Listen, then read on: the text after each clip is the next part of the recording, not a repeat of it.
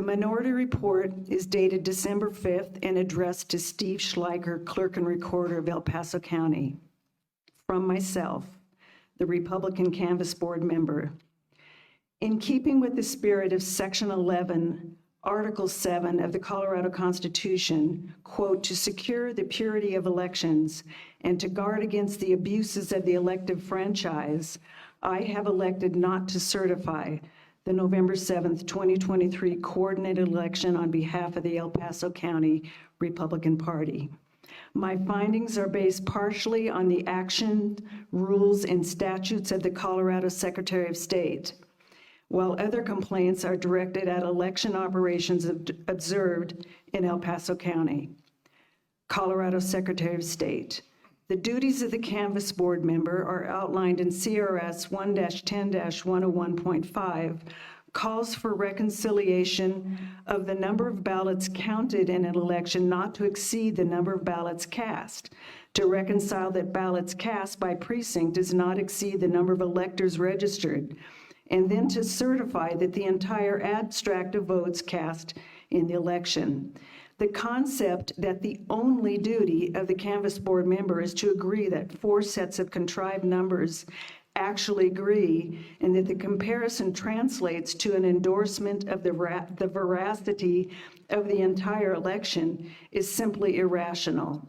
This process has been in place for years as the Secretary of State has incrementally shifted the burden of the election supervision away from the people and the county and concentrated it under her purview. What of the origin of the numbers themselves? Ballots cast begins with unchecked, inflated voter rolls presently under court order in Colorado to rein them in. Countless undeliverable ballots have proliferated, ripe for exploitation. With no chain of custody, fraudulent ballots can be created in the wild, mailed in or stuffed into obscure drop boxes. Next, they are processed at blinding speed by an enigmatic, automated process that, as legal experts assert, amounts to no signature verification at all. There is no way to prove there is a single verified legal voter behind each ballot that is cast. Ballots counted are numbers arrived at by uncertified Chinese-built tabulators with dubious internet capability designed right into the machines. However, if these numbers agree, then is there nothing to discuss? The certification process has been dumbed down to eliminate human judgment and oversight. Even the audit process is absurdly contrived to fool the ignorant and turn away the jaded. By reducing CBM duties to a shell game of comparing numbers, you have eliminated their voice and disenfranchised tens of thousands of voters they represent. The Canvass Board members are effectively a facade of citizen oversight. This process turns out the light on an already dim, deliberately opaque process that benefits the few and enslaves the rest. The numbers can't be verified, therefore they cannot be certified. Number 2, the Secretary of State in Colorado has not done enough to prevent non-citizens from appearing on the voter rolls, nor to prevent them from voting. Colorado Amendment 76, the Citizens Requirement for Voting Initiative, was initiated into law on November 3rd, 2020. It states, only a citizen of the United States who has attained the age of 18 years shall be qualified to vote at all elections. Amendment 76 is a change to the Colorado Constitution. According to Legislative Supremacy Clause, all statute rules and county regulations are subordinate to the state constitution. The Secretary of State has sworn fealty to the state constitution in her oath of office. It is her duty to promulgate rules which uphold the superior law of the Constitution, which should include a provision to verify citizenship.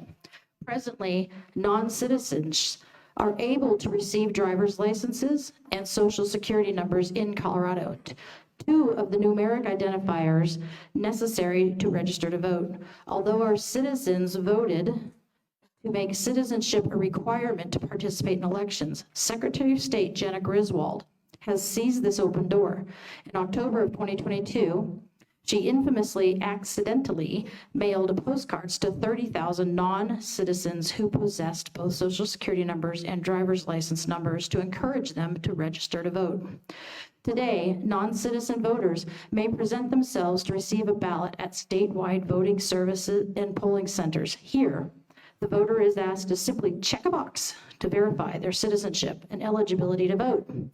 The system relies on the elector's signature on the form to attest that all the information is correct. Many non-citizens are already felons for illegally entering the United States. Colorado is asking felons with prolonged disregard for the U.S. law to attest to their own citizenship.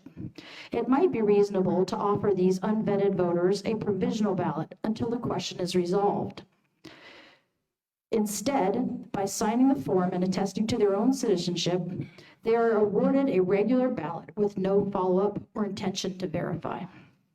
El Paso County voting operations. Title 1.7.5-105 indicates the Secretary of State shall promulgate rules to ensure the privacy of each voting elector's vote. In recent elections, a secrecy envelope was incorporated to conceal and maintain the confidentiality of the elector's vote. This year, a new contract with a printer out of Washington State eliminated the security sleeve and opted for a security pattern to be printed on the inside of the surface of the return envelope.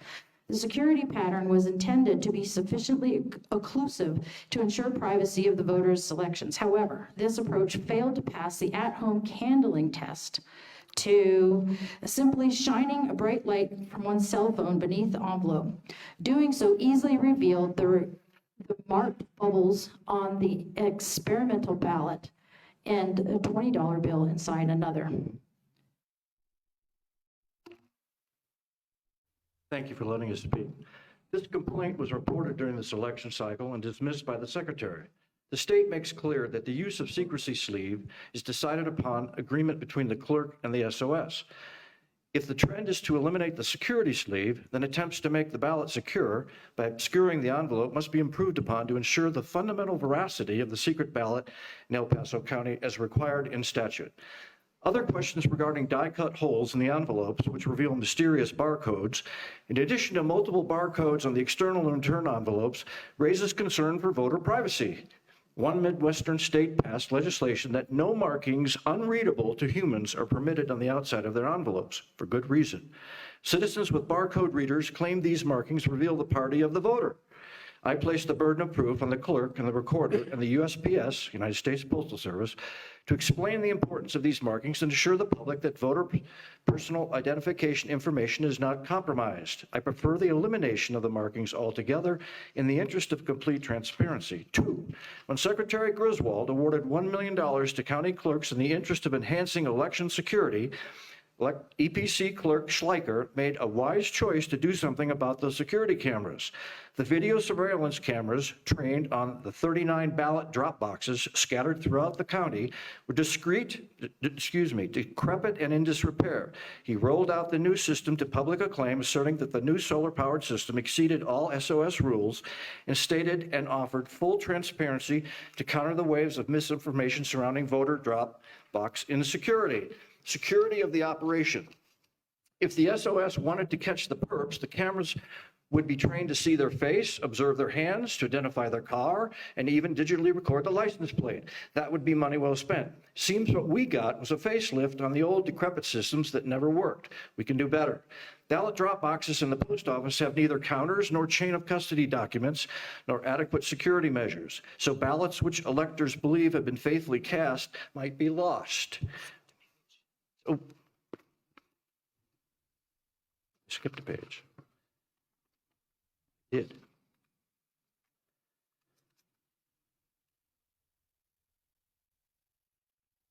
Specifically, this regards the cameras. Specifically, Rule 7.41 regarding surveillance security areas requires the county clerk to adequately light all drop box locations.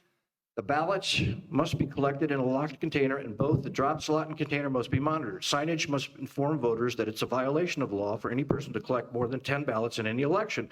Drop box locations must be open 24 hours, and the video security surveillance must be retained by the county.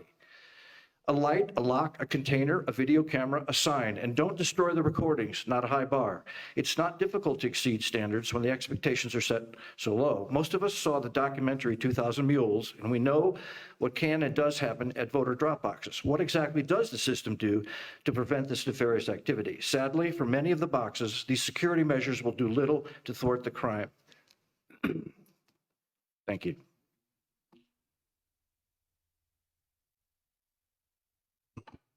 For many, the camera is positioned behind the drop box, obscuring view of the slot. The observer is unable to verify the honor system of 10 ballots per election is being practiced during those 3 a.m. visits. The camera cannot visualize the car, the person, or the activity of the voter. The slots are not designed to accept only single envelopes like the post office, so it's open to as many as one can force through the slot without calling attention to themselves. Further, the cameras do not detect the license plate of the vehicles transiting the drop box. There is no assumption of privacy for a license plate in a public area. It is publicly displayed label indicating vehicle registration, ownership, and residence for the purposes of associating the vehicle to the operators themselves and their actions. What better way to detect repeat visits to the drop boxes than by identifying the license plate? It's as if the security systems are set up to create the appearance of security when little has been actually achieved to enhance overall scrutiny of the operation. If the Secretary of State wanted to catch the perps, the camera would be trained to see their face, observe their hands to identify their car, and even digitally record the license plate. That would be money well spent. Seems what we got was a facelift on the old decrepit system that never worked. We can do better. Ballot drop boxes and the post office have neither counters nor chain of custody documents, nor adequate security measures. So ballots which electors believe have been faithfully cast might be lost, accidentally or intentionally, before being processed inside the clerk's office. Since the number of such ballots is unknown, it could conceivably be large enough to reverse the results of any contest. Therefore, the results of the election are unknown and the election cannot be certified. Number 3, the risk limiting audit is an enigma, and deliberately so. It is an unsolvable puzzle set up to be a mathematical Gordian knot for the voters to muse upon. Rather than rely on a hand count recount, which is observable, repeatable, and understood by all, Secretary of State disallowed the hand count recount of voter verified paper records, actual ballots, in SB 23-276. She also eliminated the possibility of a third-party audit, of any third-party audits of an election in SB 22-153, in place of the time-tested and people-proven hand count method and the objectivity of a disinterested third-party audit. Secretary of State implemented a concept so esoteric and poorly understood that even those conducting the test seem to not understand how it is intended to work.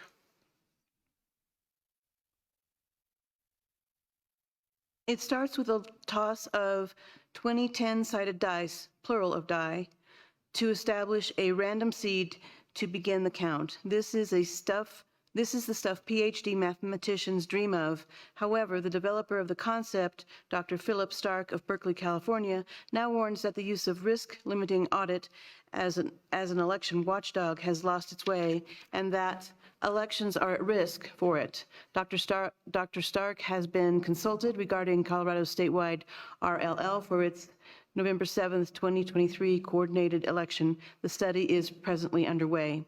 In El Paso County and all of Colorado, the risk limit is set at 3% of roughly 2,000 ballots cast. The risk limit of 6,000 ballots. That means the test can involve no more than a pool of 6,000. Of the 6,000, a smaller number is divided by the SOS to be audited. For our 2 races, Secretary of State instructed that 205 ballots be selected, retrieving from the storage and compared against the cast vote record. The audit passed with flying colors. All the ballots were filed perfectly and the ballots matched the images. Be aware, 205 of 200,000 is a ratio of 0.00125 or 0.00125% of the total ballots cast.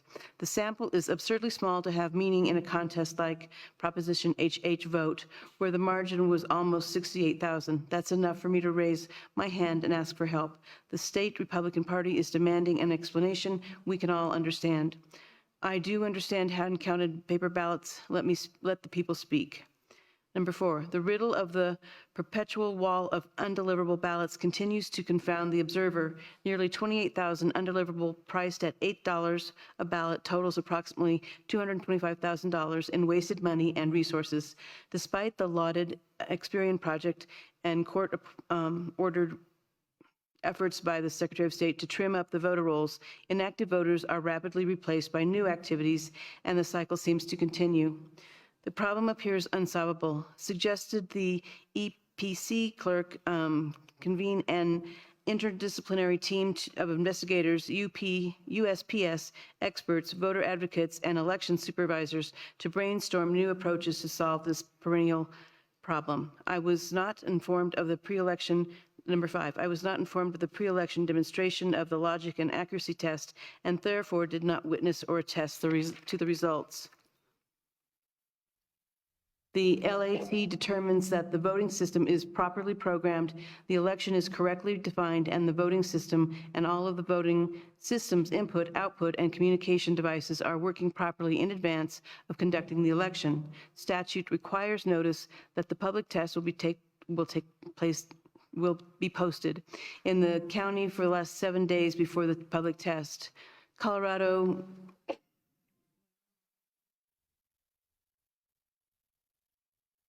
Okay.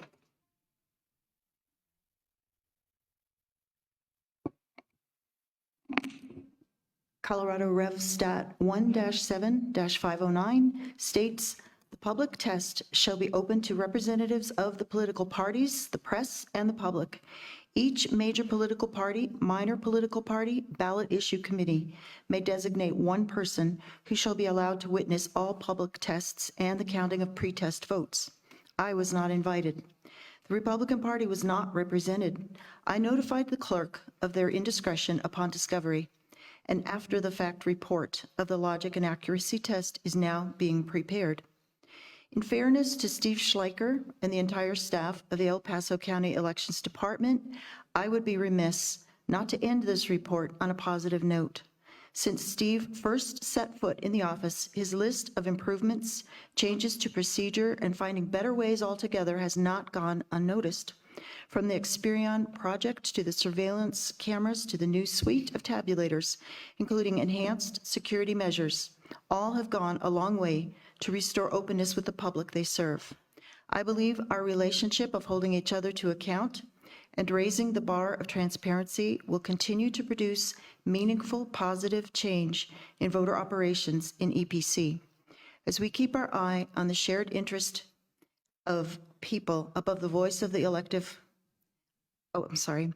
of the shared interest of protecting our first right of suffrage, the secret ballot, and placing the voice of the people above the voice of the elective franchise, we will accomplish more together than we can apart. Respectfully, Candice Stutzriem, Republican Canvass Board Member, El Paso County. Thank you for allowing us to share this